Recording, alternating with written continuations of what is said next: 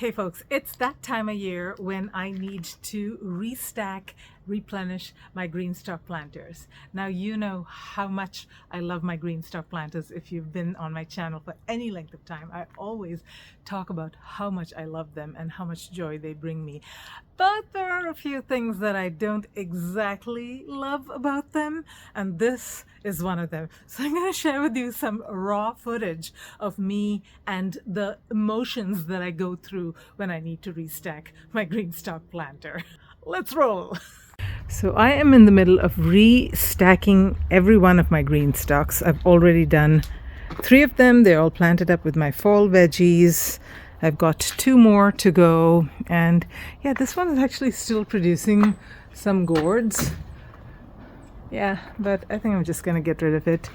It is going to not have enough time for them to mature.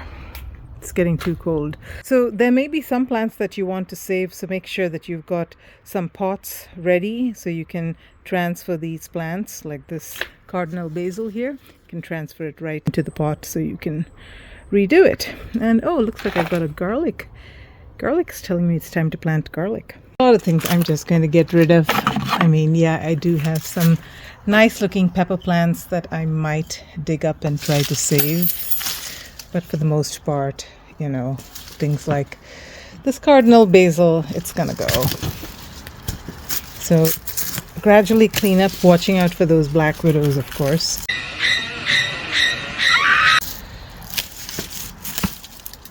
And then all I've got to do is take this and dump it and sift it out, and I can reuse the soil. Of course, I got to be really careful of those black widows. They're hiding in there. Let's go ahead and lift off this tier. Let's see if I can carry it with one hand. Probably not, and it's probably not safe either because I could get bitten. I gotta focus on it, so I'm gonna go dump this off camera. What's the situation with this garlic? I should probably replant it somewhere else since it is time for me to plant garlic. Nice little bulb. Garlic is a really good companion plant, and it's also a very low footprint plant, so I'm gonna be sticking it right here next to this little tatsoi, I think, that I planted here. Actually, it's a rapini broccoli, and I think they can grow happily together. Maybe this will keep some of the aphids away. I don't know. So I just flipped this tier over, and I'm gonna shake it out, but I wanted to show you guys. Yeah, there's all kinds of critters that are living in your GreenStalk. Black widows, other things as well. Not your friend, maybe a friend to the garden, but definitely not a friend to you. So yeah, I would restack my GreenStalk every year because I do not want things making their homes in my GreenStalk that I don't want to be there. The other thing is the gray saucer. Look how gunky that is. How can any water ever flow through this thing? Yeah, I had one GreenStalk tier that actually had roots growing into the gray saucer and bending it.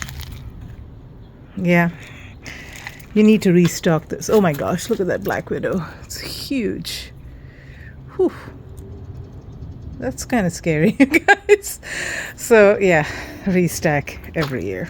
Now this one is a leaf tier, and look at the root situation. There's some pretty strong roots here.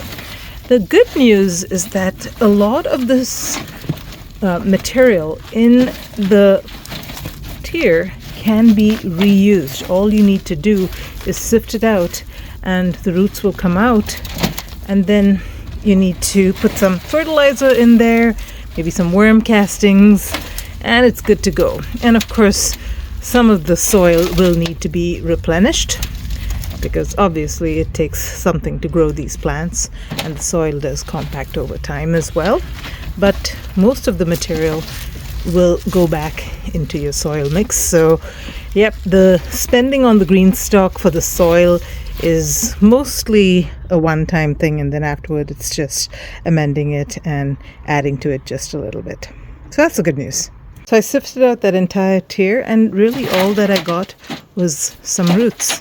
Everything else is nicely collected back here, and I'm going to be able to reuse all of this. So in this tier, there are a couple of plants that I want to save. There's this cardinal basil that I'm going to try and overwinter. And I've got this pequin pepper I really like this. A friend of mine gave this to me, and I've got actually a few more that I grew from seed, and I'm going to try and save all 3 of them. So I've got these pots. I'm going to fill them up with soil. I'm going to scoop these out and put them in here.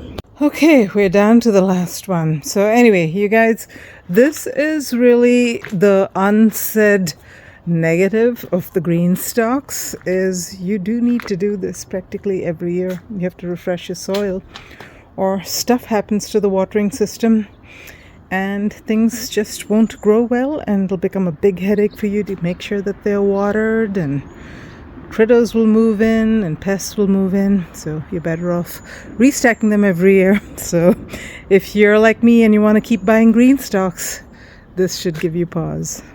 Another thing to mention is the soil in the bottommost tier. It is so dry. So obviously the watering system has not been working well for a while.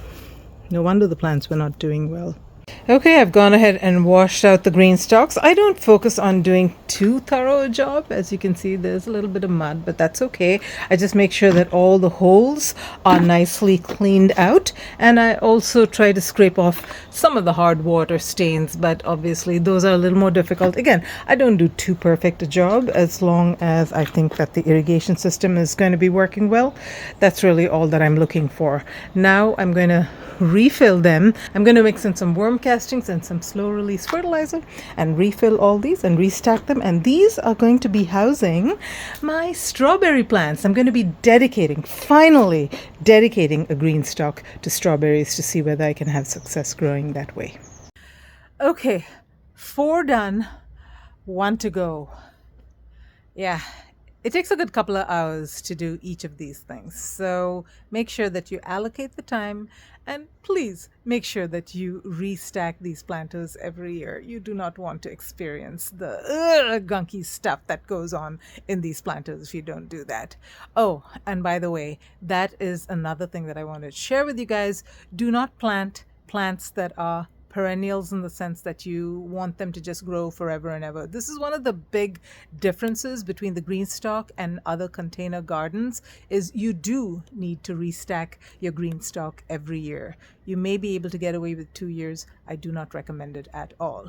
But regular containers, you can probably, plant them up and go forever and ever without replenishing them. The Greenstock, no chance of that. You have to replenish it. So if there are plants that you want to plant in them that you do not want to dig up, yep, Greenstock's not the one for it. I've had friends that have bought the Greenstocks mainly to replace their container gardens, thinking that they could use the Greenstock just like a regular container and put some of their perennials, their forever perennials in it.